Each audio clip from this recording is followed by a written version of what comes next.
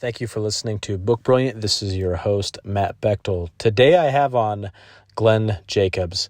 Glenn is the mayor of Knox County, Tennessee. However, you may know him as WWE superstar Kane. I was obviously thrilled to have Glenn on today. I did grow up watching WWE, and as some of you may know who have listened before, I was on Fremont, Nebraska's city council.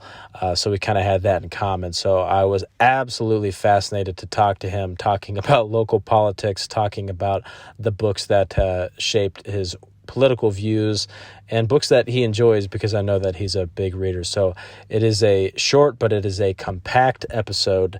There's plenty of book recommendations in here, and there are the books that shaped Glenn. So that's awesome. I did want to tell everybody as well, I don't do as many Book Brilliant episodes anymore. I am on a new podcast with a friend of mine, Austin Anderson, called Toolshed Art Club. Toolshed Art Club is a podcast about all forms of art. So we do talk about books, but we talk about music and acting and all kinds of different stuff. So I would encourage anybody to check that out. We've had on a variety of guests, and who knows, maybe someday we will have on Glenn Jacobs as well. Glenn, thank you again for coming on to the show. Leading into this, my first question for you, I wanted to kind of explain what I was thinking about having you come on. I was reading Bret Hart's book, and he was talking about how a lot of wrestlers would read a lot in the backstage, when you're waiting to come on and stuff. And you kind of came to mind because I'm like, I bet Glenn Jacobs probably read a lot. I knew that you're the mayor. And so I went ahead and I got your book, Mayor Kane. And sure enough, in it, you had said that you're a big reader. So my first question, do you have a favorite book or maybe a few books that are your favorites? My favorite nonfiction book, my favorite fictional book is Lord of the Rings. My degree is actually in English Lit. So I've read a lot of different works, but that's my favorite fictional book. When it comes to nonfiction, I'm a big reader of history, politics, also economics, and biographies of famous people. And I think that we can take lessons from those. They're often very inspirational. When we think about so and so did this, or he was or she was wherever at whatever time, and then you realize, they almost become mythical creatures to us, right? Yeah. They become legends. And it's like, no, they're just normal people, often put in extraordinary circumstances. And why did they make the decisions that they made? What kept them going? Why did they do the things that they did? And I think that's something that all of us can take out and apply to our lives in whatever way. Yeah, that makes complete sense. Are there any books that you find yourself giving out as gifts or recommending to people a lot?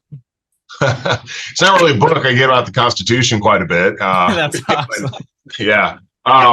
Also, one of my favorite books is Economics in One Lesson by Henry Hazlitt. It was written back in the 40s, and it's probably not won't resonate with people as much now because it's written in the language of that period and also some of the issues that were going on then. Nevertheless, it's universal as far as the themes and ideas about economics. I really like Frederick Bastiat, who is 19th century French economist and statesman. He wrote That Which Is Seen and That Which Is Not Seen. It was a short essay that Hazlitt actually took, and that was the basis for his book. He also, Bastiat wrote The Broken Window Fallacy and Economic Sophisms and some other stuff, and The Law, which is pretty well known.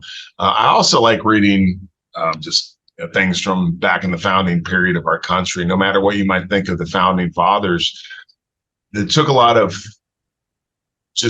courage to do what they did, right? And literally to rebel against their own government.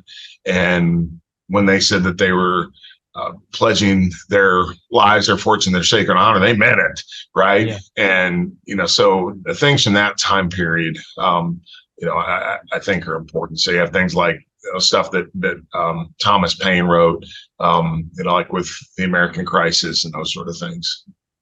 Yeah, those are all good. It's as readers, it can be tough when someone knows you read a lot and they ask you for a recommendation. It's like, well, what are we looking for exactly? We have to get specific, but those another one of I'm sorry, another one of my favorites is it's a short book. It's called What Has Government Done to Our Money by Murray Rothbard.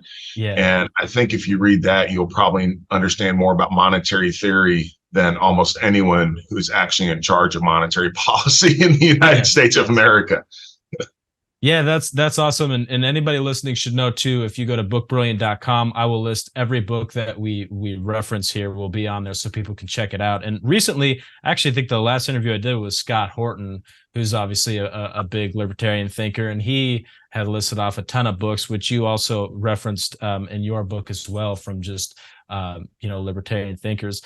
So which actually rolls into my next question really well. Could you talk a little bit about some of the specific books that shaped your political views? And not only that, but just any other political books that you would recommend as well? Sure. For me, basically, I've read a lot of different books and very diverse.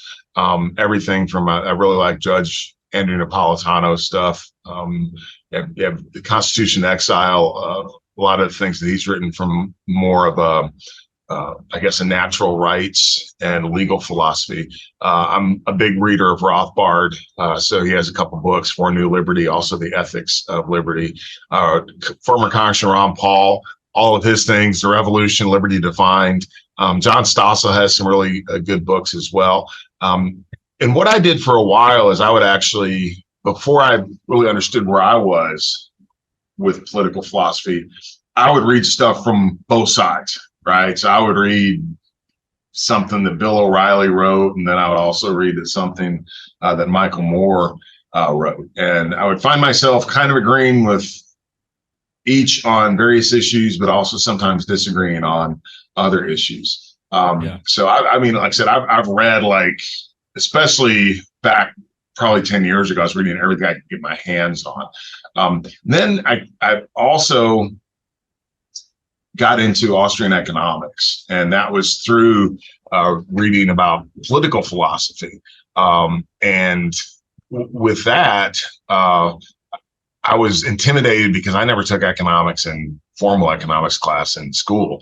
And then I realized, oh my gosh, this is not about numbers. This is actually about the study of people and why we do the things that we do. And I mentioned earlier, what has government done to our money? Economics in one lesson. Also, you have the great treatises of Austrian economics, Human Action by Ludwig von Mises, which is an amazing work. For those that don't know, Mises actually immigrated from Austria.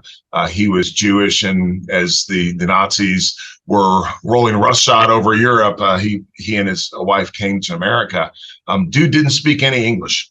Okay, he spoke German, and like 5 years later, after coming to the U.S., he wrote this 1,200-page book, which he's using words that I have never used in my life, right? And that, coming from a non-native English speaker, that shortly after coming here, just blows me away. But so you have Human Action, then you also have Rothbard's Man, Economy, and State.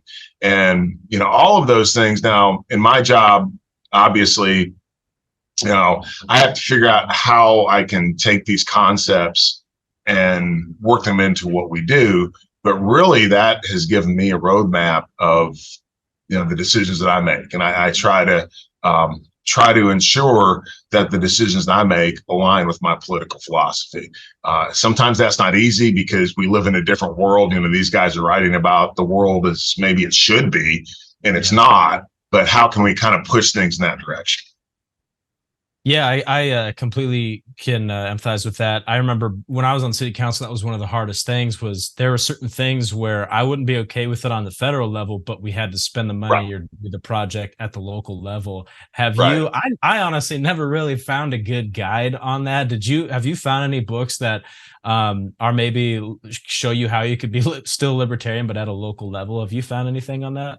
Not really. I think, again, when I look at the Constitution, here at the local level, we do have a lot more leniency. The 10th Amendment basically, gives the states and the localities more power than the federal government does over local decisions. So I think from a structural perspective within our government, I think that's how it's supposed to be. And really, you talk about, different states and different places being experiments in democracy.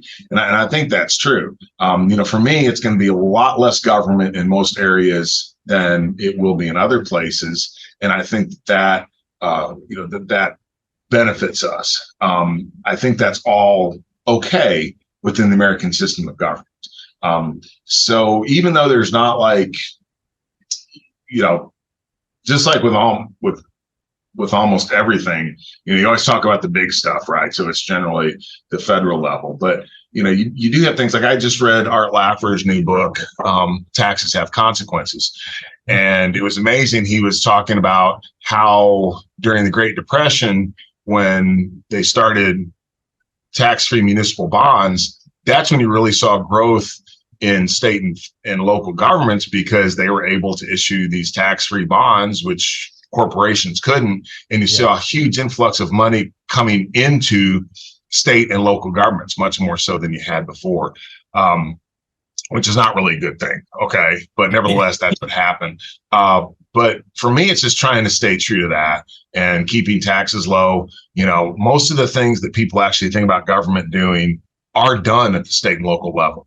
You think about police, roads, schools, all those sort of things. Federal government really doesn't have a whole lot to do with that. So for me, it's in the things that we are involved in or have a legal mandate to do. In Tennessee, for instance, the state constitution guarantees kids right to a no-cost public education. I don't say free, because obviously the taxpayers pay for it, but that's in our constitution. That's something that we have to abide by. So what we try to do is ensure that we're doing the best that we can to make everything cost effective. That's where government can run as a business, and look at the results versus how much it costs, and try to make sure that that's a good deal and a good bargain for the taxpayers. It ain't perfect by any stretch of the imagination, but that's just kind of my philosophy. Those things that we're required to spend money on, we try to do so in a responsible manner, and we try to keep those to an absolute minimum as well. Yeah, that's awesome. Well, Glenn, I want to be respectful of your time. I'll let you get out of here. But again, thank you for hopping on Book Brilliant. Thank you so much. Appreciate it. Had a great time. Thanks. Well, thank you again for listening, and huge thank you to Glenn Jacobs for taking the time to come on Book Brilliant. I really appreciate it. If you want to learn more about Glenn, I would recommend his book, Mayor Kane. And if you want to stay up to date with him, you can find him on social media. I have the links for that below, as well as his website, jacobsformayor.com. And of course, with every Book Brilliant episode that we do, every book that he referenced will be on our website, bookbrilliant.com. So if he said anything that got your attention and you want to check it out, go to our website and you can find a direct link to that book. So hopefully that helps you out there. And again, if you want to stay up to date with me, the place to go is Toolshed Art Club. I will link that below as well. We're more active on that. We're doing a lot of interviews, episodes for that. And who knows, like I said before, maybe we'll have Glenn Jacobs on. Again, thank you for listening to Book Brilliant. Have a good day.